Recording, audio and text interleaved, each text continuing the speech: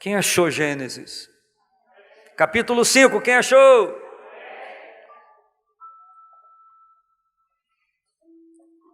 Este é o livro das gerações de Adão. No dia em que Deus criou o homem, a semelhança de Deus o fez. Macho e fêmea os criou e os abençoou. E chamou o seu nome Adão no dia em que foram criados. E Adão viveu 130 anos e gerou um filho à sua semelhança, conforme a sua imagem, e chamou o seu nome Sete. E foram os dias de Adão, depois que gerou a Sete, 800 anos, e gerou filhos e filhas. E foram todos os dias que Adão viveu 930 anos e morreu. Viveu Sete 105 anos e gerou a Enos. E viveu Sete depois que gerou a Enos 807 anos e gerou filhos e filhas. E foram todos os dias de Sete 912 anos e morreu. E viveu Enos 90 anos e gerou a Cainã.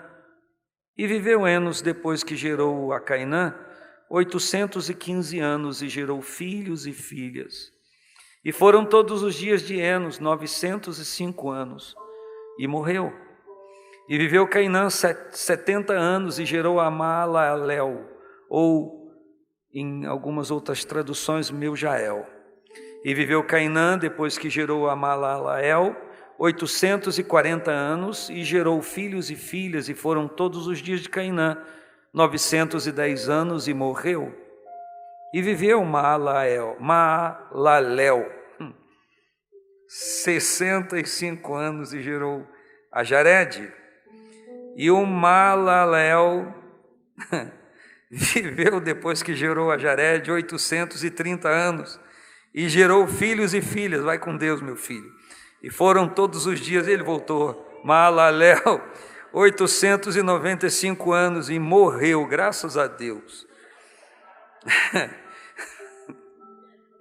Não me venha botar o nome do seu filho de Maalalel, não, por favor. E viveu Jared 162 anos e gerou a Enoque. E viveu Jared, graças a Deus, depois que gerou a Enoque 800 anos e gerou filhos e filhas. E foram todos os dias de Jared 962 anos e morreu. E viveu Enoque 65 anos e gerou a Metusalém, ou Matusalém. E andou Enoque com Deus depois que gerou a Metusalém 300 anos e gerou filhos e filhas. E foram todos os dias de Enoque 365 anos. E andou Enoque com Deus e não se viu mais, porquanto Deus para si o tomou. E viveu Metusalém 187 anos e gerou a Lameque. E Metusalém, depois que gerou a Lameque, viveu 782 anos e gerou filhos e filhas. E foram todos os dias de Metusalém 969 anos e morreu. E viveu Lameque 182 anos e gerou um filho. E chamou seu nome Noé, dizendo: Este nos consolará acerca de nossas obras e do trabalho de nossas mãos, por causa da terra que o Senhor amaldiçoou. E viveu Lameque depois que gerou a Noé 595 anos e gerou filhos e filhas. E foram todos os dias de Lameque 777 anos e morreu. E era Noé da idade de 500 anos e gerou Noé a Sem, Cã e Jafé. No capítulo 6, nós encontramos no versículo 9 que Noé andava com Deus. No versículo 22 do capítulo 6, quando Deus o manda e orienta como fazer a arca, diz que assim fez Noé, conforme tudo quanto o Senhor lhe havia mandado, assim ele fez. No versículo 8 do capítulo 7, fez Noé conforme tudo que o Senhor lhe ordenara, porque esse homem andava com Deus. E um dos aspectos claros de andar com Deus é assimilar características divinas na sua vida, na sua própria vida. Só relembrando, 2 Coríntios 3,18. Todos nós com o rosto descoberto, refletindo como um espelho a glória do Senhor, somos transformados de glória em glória na mesma imagem, como pelo Espírito do Senhor. E uma das características mais evidentes de se andar com Deus é viver a santidade de Deus. Os propósitos de Deus, sim, mas o que evidencia o andar com Deus é viver a santidade de Deus. Meus queridos, numa geração perversa e corrompida que viveu Noé escolheu andar com Deus, mesmo que andar com Deus fosse uma coisa antiquada, esquisita, fora da normalidade, totalmente fora da normalidade de todo mundo. Noé, porque conhecia Deus, escolheu andar com Ele. A nossa geração não é mais permissiva do que a de Noé. A nossa geração não é mais corrompida do que a de Noé. Na verdade, a gente não tem muitos parâmetros para dizer qual que seja, mas talvez todas as gerações, em todos os tempos e eras, sempre sofreram esses abalos de complô contra Deus, contra a vontade do Senhor. Nós vivemos uma geração comprometida com o pecado e com as trevas, e há um receio geral em líderes evangélicos, em cristãos, de abrir a sua boca para dizer, falar do pecado, por conta daquilo que possa ser uma ameaça. Mas eu quero lhes dizer que se hoje é uma ameaça ser preso por declarar o pecado de uma geração corrupta e alheia ao propósito de Deus, naquelas épocas eram mortos, cerrados vivos. Talvez uma coisa que lhe traga repugna, amarrados, pés e mão abertos, cerrado no meio, não no sentido horizontal do corpo, mas vertical mesmo, cerrando tudo, sem anestesia, por conta de proclamar, não apenas de declarar o pecado, mas de, pronunciando a santidade de Deus, evidenciar aquilo que é pecado. Então, bem-vindo à realidade. Se todas as gerações que engrossaram o pecado, avolumaram o pecado, sofreram algumas coisas, por que não dizer que, eu não estou dizendo bem-vindo ao sofrimento, mas por que não dizer que talvez façamos parte de uma geração que vai sofrer bastante por causa disso. Mas o problema todo não é só esse. Eu leio na Bíblia que a palavra diz que nós não sofremos até o sangue ainda combatendo contra o pecado. E sofrer até o sangue é dar a vida, expor-se, expor a sua vida, não ter medo de morrer. Eu não estou falando apenas de ser preso. É uma pena, o pastor Schwint não está mais aqui, ele está em Bom Jardim, na igreja de Bom Jardim, mas ele tinha um contrato comigo.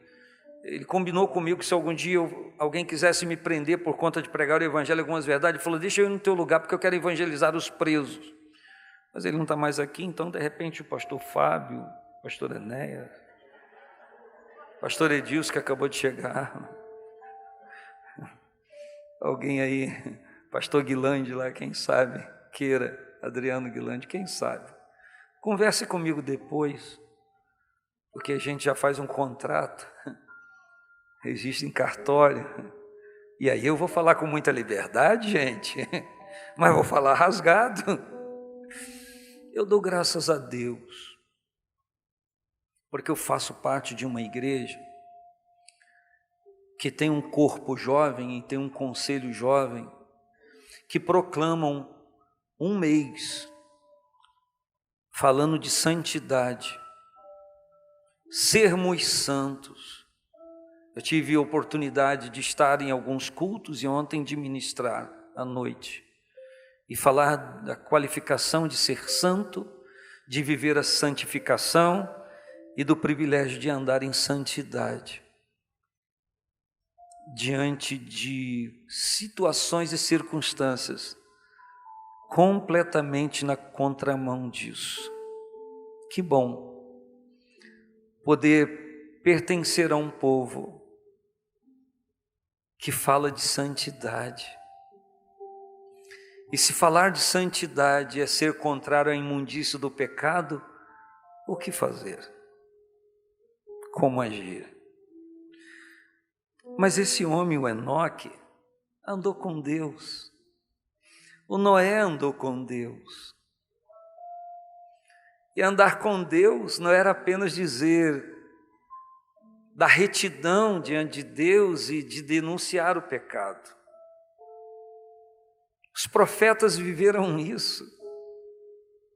O Jeremias foi preso no cepo, amarrado, pés e mãos, juntos, numa situação muito incômoda, porque ele dizia as verdades de Deus. João Batista foi decepado a sua cabeça e trazido numa bandeja para oferecer para o rei que se encantara com uma menina de uma conduta duvidosa. E ele, o rei, se encantando com a beleza da menina, o Herodes, cara de bode, falou assim: o que você quer? E a mãe da menina instruiu a menina: pede a cabeça de João Batista. Porque João Batista dizia a Herodes: não te é lícito possuir a mulher do teu irmão. E a menina pediu. O rei tinha dito que ela podia pedir o que quisesse que ele faria. E o que ele fez? Mandou decepar João Batista. E trouxe a sua cabeça. Aquele homem que desde o ventre foi oferecido a Deus e consagrado ao Senhor para o servir. A Bíblia o chama de um santo homem de Deus, alguém que teve o privilégio de ser o precursor de Jesus, não obstante ao fato dos riscos, ele nunca se calou. E nós nos deparamos com a Escritura Sagrada, nos notificando do dilúvio, que foi uma justa retribuição divina ao pecado e à separação de Deus. E a história do dilúvio mostra que Noé e a sua família ficou 1 ano e 17 dias dentro da arca. Os primeiros 7 dias envolvidos com aqueles afazeres e 1 ano e 10 dias sobrevivendo ao dilúvio. Quando a arca é fechada por fora, igual o texto sagrado diz em capítulo 7, versículo 16, que o Senhor fechou a arca por fora. Então as águas começaram a vir de cima, a brotar da terra, e existe toda uma cronologia, até trouxe a cronologia e o evento, cada um deles, mas não vou falar com vocês, até porque está escrito de maneira tão clara, no capítulo 7, os eventos sucessivos. Mas eu quero falar com vocês hoje sobre andar com Deus, e até que ponto você compreende que você anda com Deus. A irmã Vanessa se esforçou no outro sábado e neste passado agora, para explicar para quem quisesse ouvir o que significa andar com Deus, e ela trouxe algumas informações que caracterizam quem anda com Deus e que também consequências de andar com Deus. O que a gente faz quando anda com Deus e as consequências não naturais, mas espirituais de andarmos com Deus.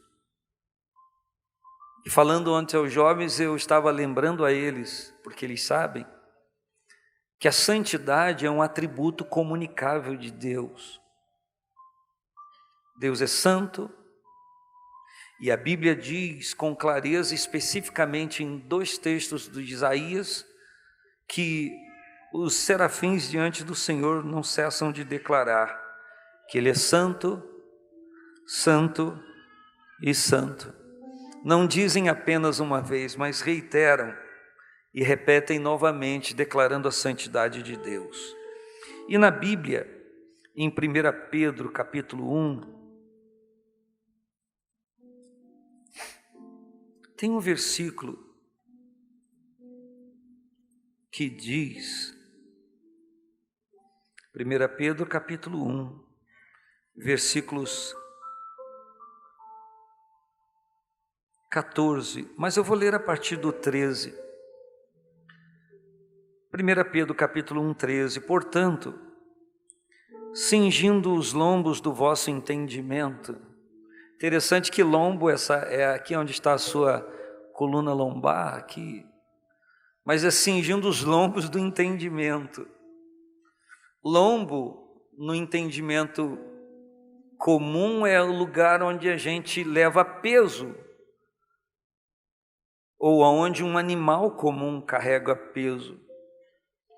Quando ele fala para cingir os lombos do entendimento, está falando de uma unção que desce sobre o nosso entendimento, onde há peso em nossa vida, ou onde a gente carrega peso. E o texto diz, sede sóbrios, e esperai inteiramente, olha só, esperai inteiramente comprometido na graça que se vos ofereceu na revelação de Jesus Cristo. Como filhos obedientes, não vos conformando com as concupiscências ou cobiças que antes havia em vossa ignorância, quando não conhecíamos a vontade de Deus. Então, o pressuposto aqui é que, enquanto não conhecíamos o Senhor e a sua vontade e a sua santidade, nós estávamos sobrecarregados nos nossos lombos de pecado e de imundície, e de cobiças e de concupiscências. Mas como é santo, diz o versículo 15, mas como é santo aquele que vos chamou, sede vós também santos em toda a vossa maneira de viver. Sede também vós santos em toda a vossa maneira de viver. Não está dizendo em apenas um aspecto da minha vida, não em apenas um aspecto da sua vida, mas em toda a nossa maneira de viver. Porquanto escrito está, sede santos, porque eu sou santo. Deus diz para o seu povo, sede santos, purifiquem-se, limpem-se, tenham santidade na vida, porque eu sou santo. E aí ele segue dizendo, se vocês invocam por Pai, aquele que sem acepção de pessoas, julga segundo a obra de cada um, andai em temor, durante o tempo da vossa peregrinação. Vocês se lembram que eu acabei de ler, que nós devemos ser santos em toda a nossa maneira de viver? Em toda a nossa maneira de viver? Pois bem, o versículo 18 diz, sabendo que não foi com coisas corruptíveis, como prata e ouro, que fostes resgatados da vossa vã maneira de viver, que por tradição recebeste de vossos pais. O que a Bíblia está falando é de uma comunicação de transgressão. O que a Bíblia está nos informando é de uma comunicação de desobediência. O que a Bíblia está nos informando é de uma comunicação de imundície, que nos foi comunicado de geração em geração. e sobreviveu em nossa vida enquanto havia ignorância no nosso entendimento, enquanto não havíamos tomado conhecimento da vontade de Deus. Mas agora, conhecendo a vontade de Deus, entendendo o plano e projeto divino de salvação, nós sabemos que não foi com coisas corruptíveis como prata e ouro, não foi oferecendo dinheiro em indulgência, não foi pagando para não ir para o inferno que alguém foi livre da condenação eterna. Mas quem pagou isso, o preço que foi pago, foi por Cristo Jesus na cruz do Calvário, assumindo o meu lugar e o seu, pagando a nossa dívida para com Deus por conta do pecado de toda a humanidade, sabendo que não foi com coisas corruptíveis como prata e ouro que fostes resgatados da vossa vã maneira de viver, que por tradição, uma tradição de pecado. Gente, a Bíblia está falando de uma tradição de transgressão, de alguém que já nasce no pecado e não consegue se libertar.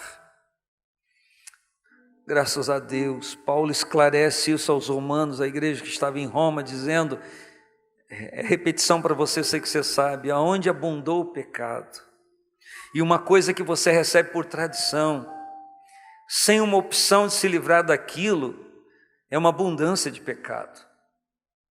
Paulo diz que onde o pecado abundou, superabundou a graça de Deus. Gente, eu estou aqui por causa desta graça. Você também está. Uma graça que é resistível. Ela é superabundante, multiforme, mas ela é resistível. Tem um monte de gente resistindo.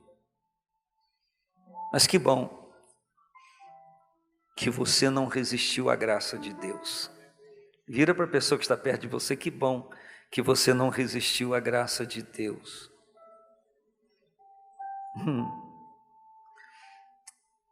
Mas foi com o precioso sangue de Cristo, como de um cordeiro imaculado e incontaminado.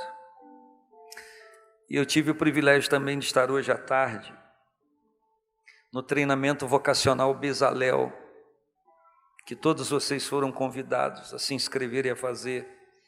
E tinha ali um grupo muito grande, um grupo muito legal. Eu estive com eles hoje, compartilhando de temas como adoração ao Senhor, visão da igreja. E a gente estava recordando coisas maravilhosas que o Senhor tem feito e operado em nossa vida. Mas voltando ao capítulo 5, onde eu li com você, interessante que a gente vê uma proposta de salvação em toda a Bíblia. E embora fosse e foi a partir de Adão que o pecado criou o corpo, e toda uma geração e geração foi tocada por esse pecado, a ponto de Paulo esclarecer aos Romanos no capítulo 5, versículo 12, que como paga o pecado, ele deixou bem claro isso, que o salário do pecado é a morte, mas o dom gratuito de Deus é a vida eterna em Cristo Jesus. E é no capítulo 5 de Romanos, no versículo 12, que ele diz que como o homem pecando, como resultado do pecado veio a morte, e a morte passou a todas as gerações. E ele conclui o versículo 12 dizendo, por isso que todos pecaram. Porque o resultado do primeiro homem, que foi a morte física, passou a todas as gerações. Você vai dizer, então, pastor, o pecado então só trouxe morte física? Ele trouxe morte espiritual também. Mas a morte física passou a todas as gerações. Mas de uma certa forma objetiva, a morte espiritual também.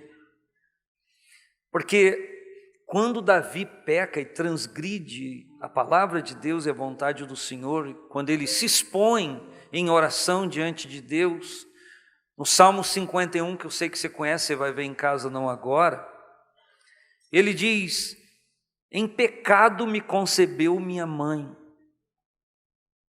Ele não estava dizendo que ele era fruto, resultado de um adultério da sua mãe. Ele estava falando da natureza pecaminosa que nasce com todo ser humano. E a gente compreende o que Cristo quis dizer para a sua geração quando estava na terra. Ele disse: eu não vim para condenar o mundo, eu vim para salvar o mundo. Porque o mundo já estava em condenação, ou está em condenação. Então ele disse: eu não precisava vir aqui para condenar o mundo, porque o mundo já está condenado. Eu vim aqui para salvar, eu vim aqui para libertar.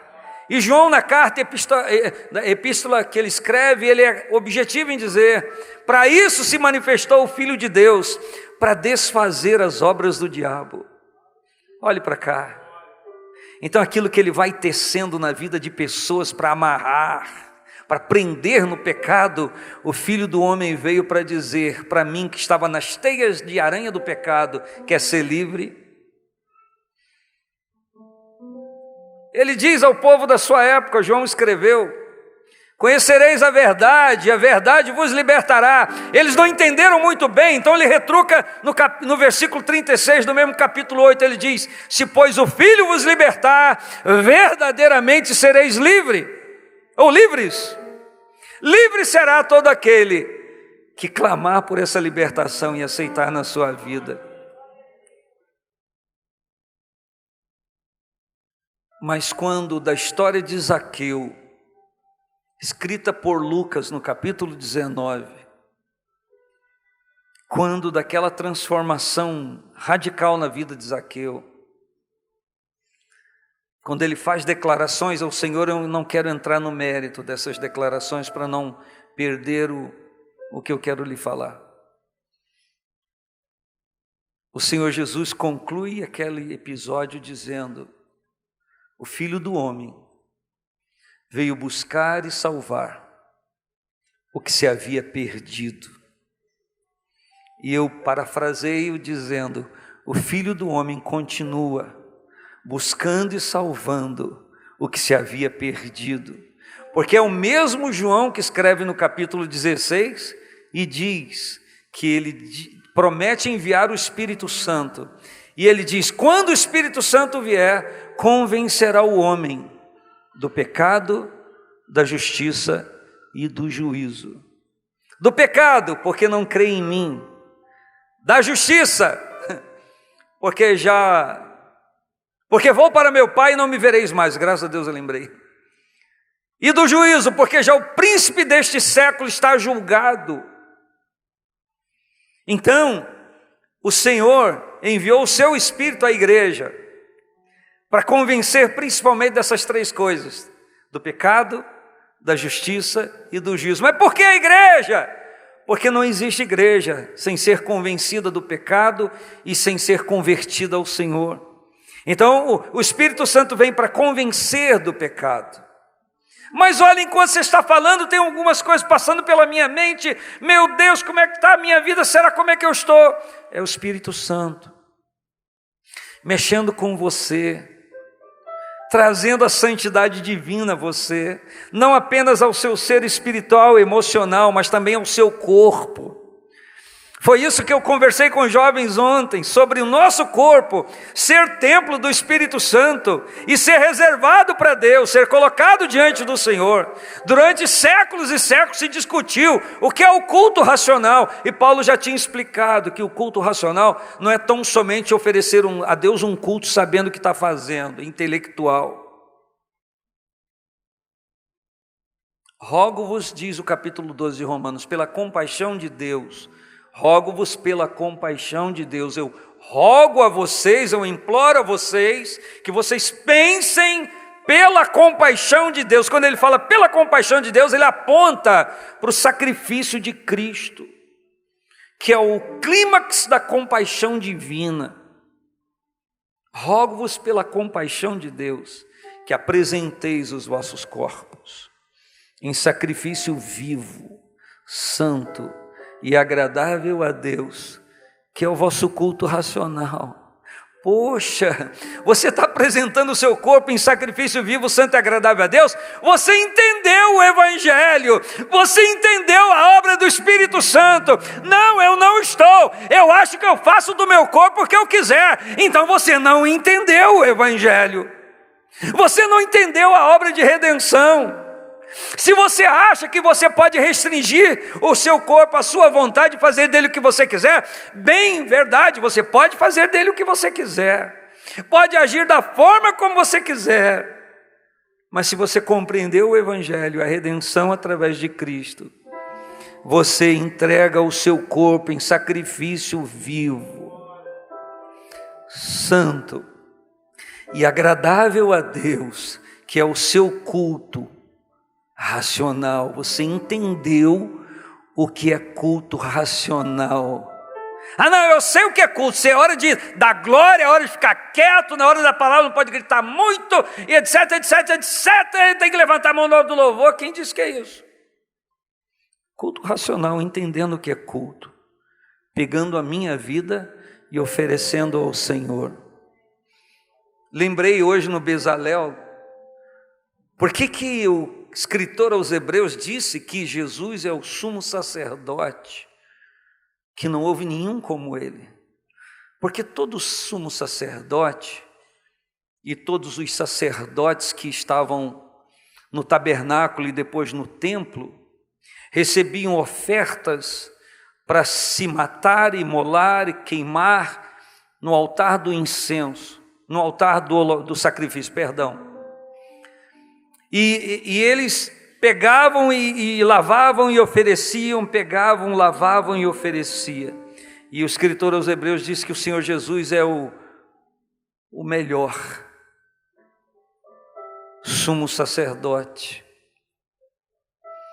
porque ele não ofereceu a Deus em sacrifício o que as pessoas traziam para entregar, para depois voltarem a pecar e voltar no outro ano e entregar de novo.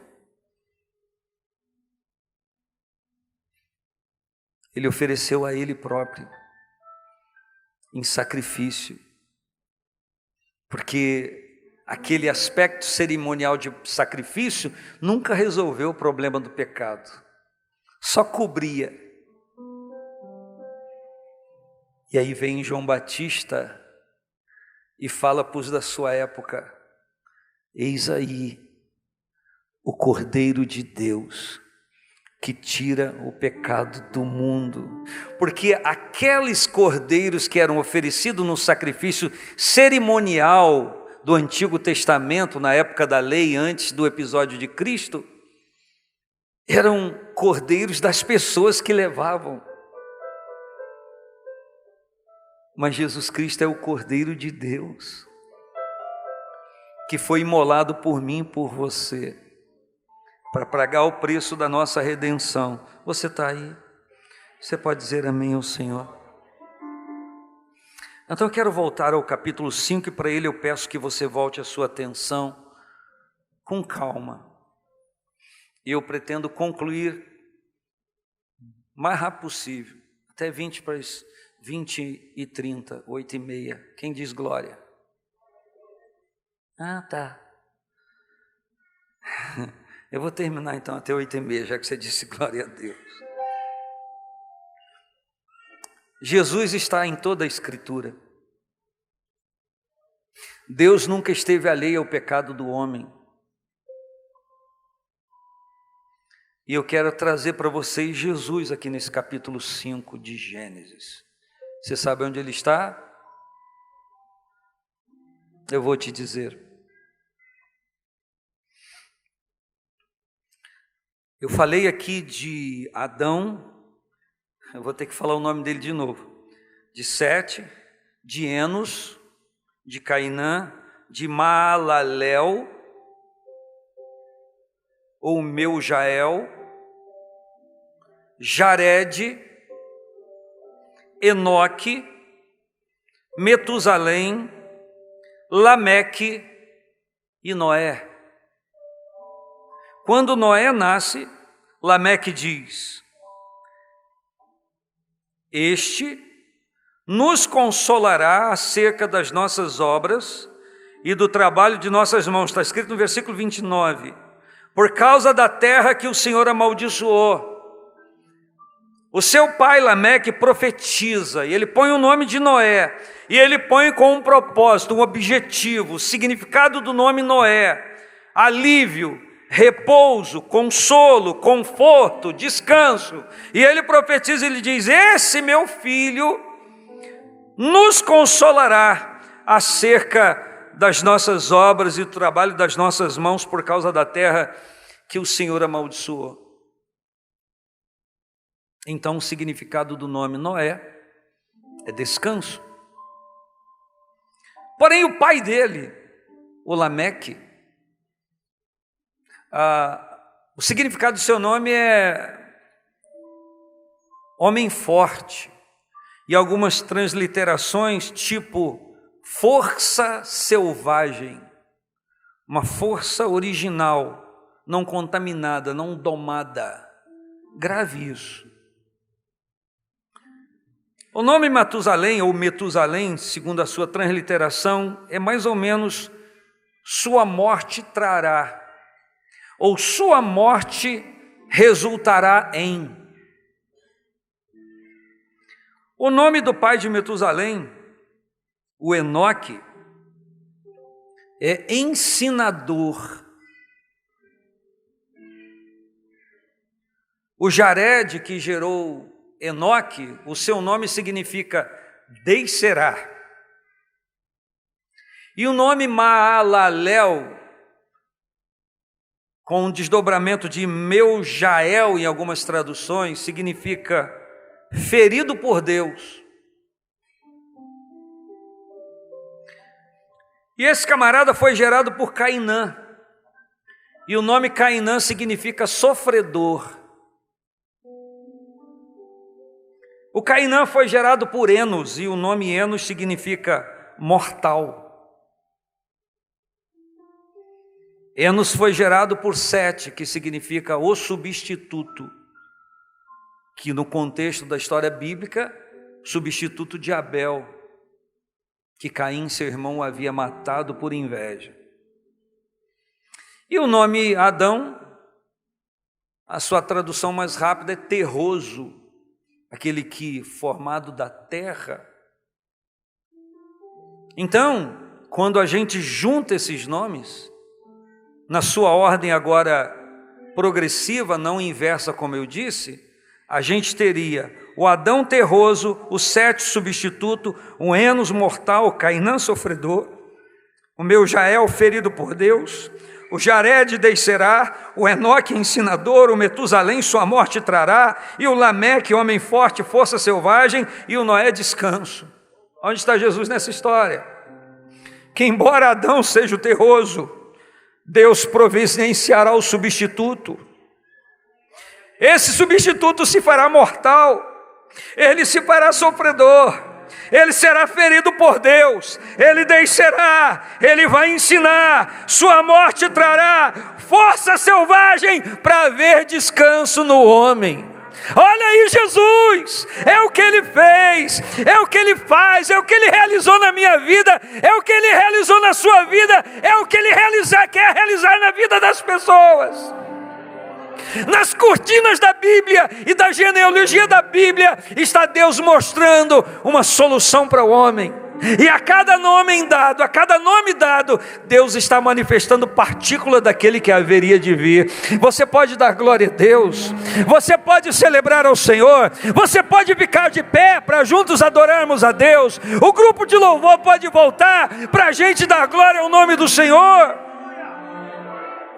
Porque no momento de transgressão de pecado, no momento em que as pessoas não sabiam o que fazer, no momento em que Deus estava planejando o dilúvio, no momento em que a abominação do pecado subia as narinas de Deus, meu irmão, minha irmã, querido visitante, Deus estava preparando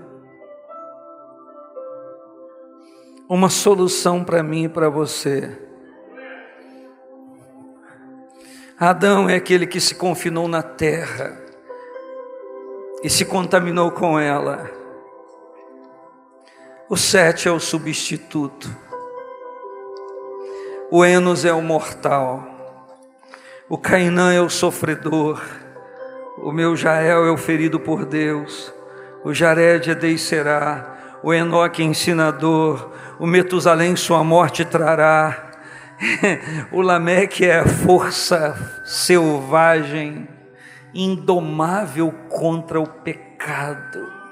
E como resultado disso, vai haver descanso para aquele que oferece resistência ao pecado, para aquele que se deixa trabalhar por Deus.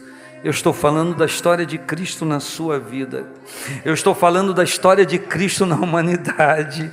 Eu estou sendo convidado, e você também, pelo Espírito de Deus e pela providência divina, para que a gente adore ao Senhor, para que a gente louve ao Senhor, por trás das cortinas de ferro do pecado, por trás das grandes transgressões do pecado, enquanto as pessoas diziam o que vai ser da geração, o que vai acontecer com tudo isso.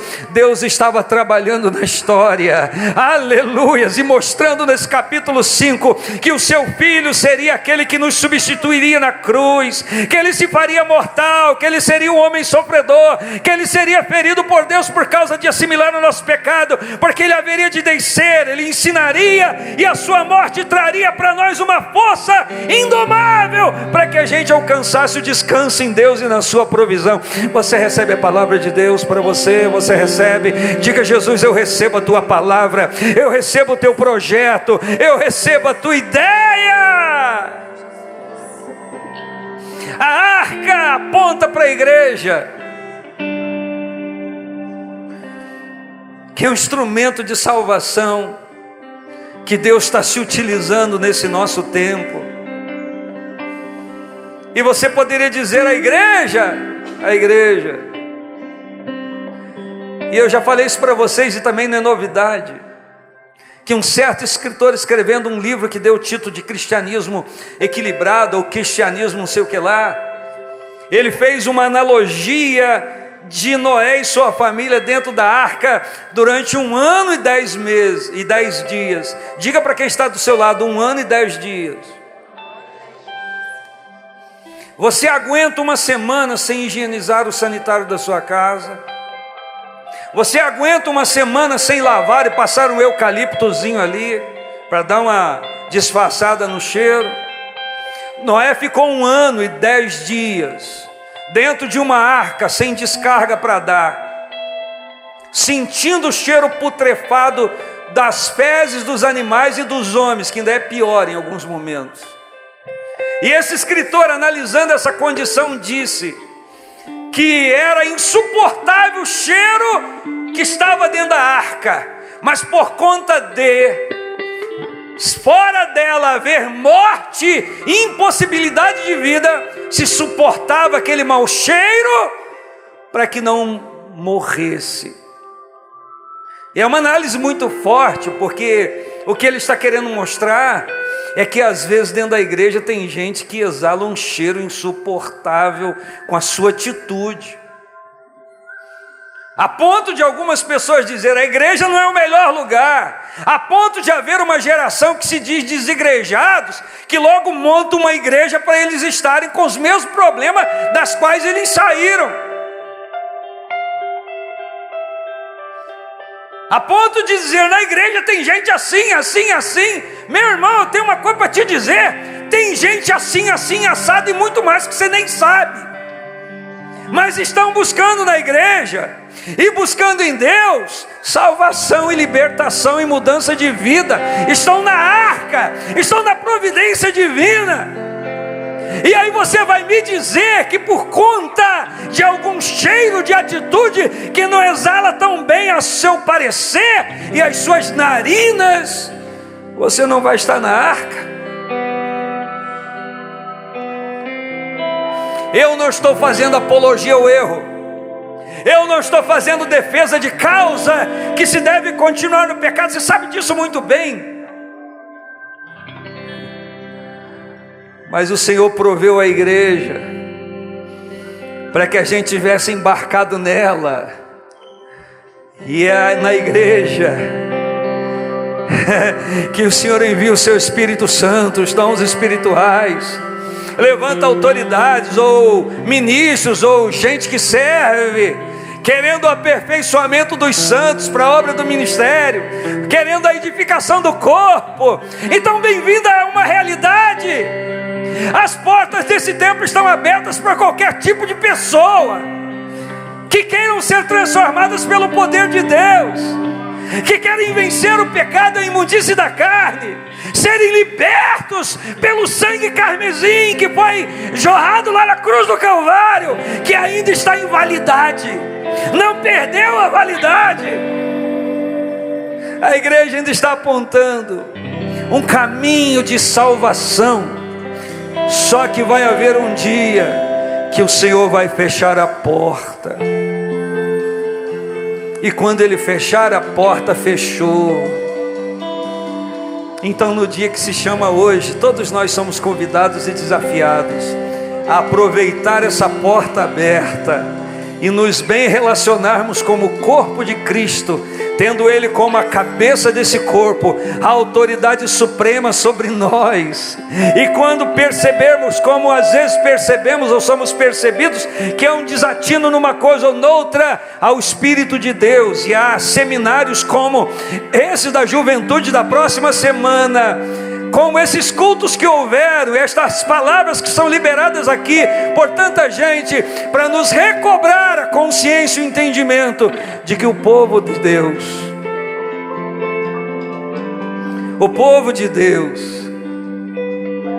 vai segundo está escrito em Tito. Não abra, só ouça.